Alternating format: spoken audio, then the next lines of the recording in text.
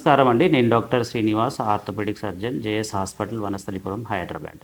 ఇవాళ మనము frozen shoulder గురించి టాపిక్ తీసుకున్నామండి. ఎందుకు తీసుకున్నామంటే మనకు నా ఓపీడీలో వచ్చే ప్రతి పేషెంట్‌లో ఆల్మోస్ట్ 10 మందిలో ఇవాళ ముగ్గురు, నలుగురు పేషెంట్ ఇవాళ ఈ షోల్డర్ ప్రాబ్లమ్‌తోనే వస్తున్నారు. కాబట్టి ఈ టాపిక్ ఇవాళ చేయడానికి ముందుకొచ్చాను నేను. ఈ ఫ్రోజన్ షోల్డర్‌లో ప్రాబ్లమ్ ఏమవుతుంది అంటే లోపల క్యాప్సూల్ ఉంటుంది. ఈ క్యాప్సూల్ అనేది చాలా థిక్ అయిపోయి ఇక్కడ మూవ్‌మెంట్ రెస్ట్రిక్ట్ అయిపోతుందనమాట. ఇది ఎందుకు అయిపోతుందనేది రకరకాల రీజన్స్ వల్ల మనకు ఇది స్టిఫ్ అవ్వడానికి అవకాశం ఉంటుంది. అయితే ఇక్కడ ఈ 3 ఫేజెస్‌లో ఉంటది. ఒకటి ఏందంటే మనకు పెయిన్‌ఫుల్ కండిషన్, ఇంకోటి ఫ్రోజన్ కండిషన్, ఇంకొకటి రిలాక్సింగ్ కండిషన్ అంటాము. ఈ 3 కండిషన్‌లో మనం ఎలా డయాగ్నోసిస్ చేస్తాము. ఒకటి ఎక్స్‌రే ద్వారా చేస్తాము. సెకండ్ వచ్చేసి హై రెజల్యూషన్ అల్ట్రాసౌండ్ స్కాన్ అంటాము. ఇక లాస్ట్‌ది వచ్చేసి ఎంఆర్ఐ. ఎంఆర్ఐ అనేది కన్ఫర్మేషన్ చేయడం అనమాట. రైట్. అడెసివ్ క్యాప్సులైటిస్‌కి మెయిన్ రీజన్స్ ఏముంటుంది? రీజన్స్ అనేది అన్నోన్ ఆరిజిన్ అనేసి అంటాం. అసలు రీజన్ ఎందుకు వస్తుందనేది ఒక్కొక్కసారి ఏమి మనం చెప్పడానికి ఉండదు. కానీ కొందరు లేబర్ వర్క్ చేస్తారు, అలాగే హార్డ్ వర్క్ చేస్తారు, హమాలీ వర్క్ చేస్తారు. అలాగే ఇప్పుడు సాఫ్ట్వేర్ వాళ్ళలో మామూలు కీబోర్డ్ వర్క్స్ చేస్తారు ఎక్కువ.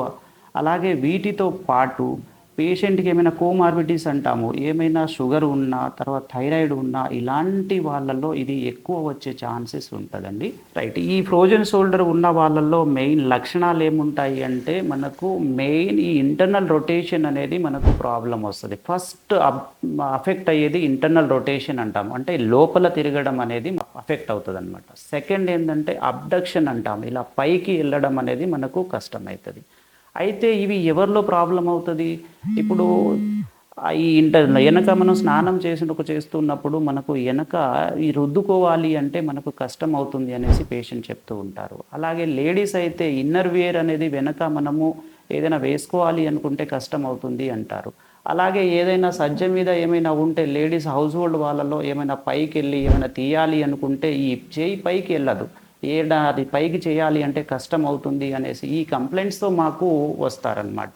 కాబట్టి ఇలాంటి మెయిన్ ఏందంటే ఇంటర్నల్ రొటేషన్ అండ్ అబ్డక్షన్ అంటాము.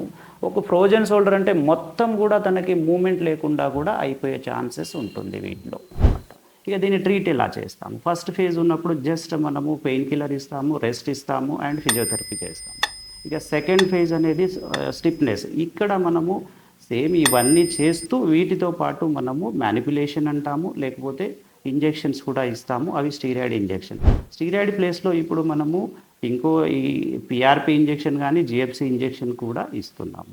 ఇక థర్డ్ ఫేజ్ అనేది మనకు ఆల్మోస్ట్ రిలాక్సింగ్ స్టేజే కాబట్టి ఆల్మోస్ట్ నార్మల్ అయ్యే ఛాన్సెస్ ఉంటుంది. కానీ ఒక్కొక్కసారి మనకు ఇవన్నీ చేసినా కూడా ఈ ప్రాబ్లం అనేది ఫ్రీ అవ్వదు. అలాంటి టైంలో మనం చేయాల్సింది ఏంటంటే ఆర్థ్రోస్కోపిక్ సర్జరీ లాంటిది చేస్తాము. ఆర్థ్రోస్కోపిక్ క్యాప్సులార్ రిలీజ్ అంటాము.